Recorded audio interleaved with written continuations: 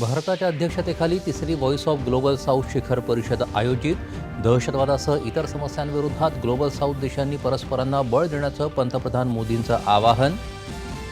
Global south देशांना भेडसावणाऱ्या समस्या विचारात घेऊन या देशांना मदत करण्यासाठी ग्लोबल डेव्हलपमेंट कॉम्पॅक्ट या विशेष मदत निधीची पंतप्रधानांकडून घोषणा. लाडकी बहीण योजनेच्या निधी हस्तांतरणाला औपचारिक प्रारंभ. लाडकी बहीण योजनेच्या लाभामध्ये आणखी वाढ करण्याचा मानस मुख्यमंत्री एकनाथ शिंदे यांच्याकडून व्यक्त. लाडकी बहीण योजनेसाठी येत्या मार्चपर्यंत अर्थसंकल्पात तरतूद केली असल्याची देवेंद्र फडणवीस यांची माहिती. महिलांचा सन्मान करणारा महाराष्ट्र घडवण्याचा निर्धार व्यक्त. लाडकी बहीण योजनेचे पैसे हे महिलांसाठी भाऊबीज असल्याचं सांगत विरोधकांच्या अपप्रचाराला बळी न पडण्याचं अजित पवार यांचं आवाहन.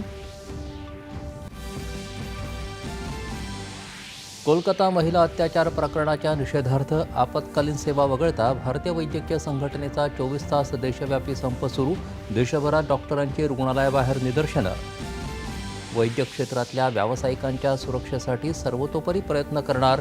उपाययोजना सुचवण्याकरता समिती स्थापन करण्याचं आरोग्य आणि कुटुंब कल्याण मंत्रालयाचं आश्वासन.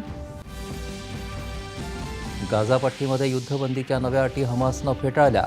अमेरिकेचे परराष्ट्र मंत्री अँथनी ब्लिंकन आज इस्रायलला भेट देणार. आणि पॅरालिम्पिक क्रीडा स्पर्धांसाठी 84 खेळाडूंचं भारताचं आतापर्यंतचं सर्वात मोठं पथक पॅरिसला रवाना. 12 स्पर्धांमध्ये भारताचे 84 खेळाडू घेणार सहभाग.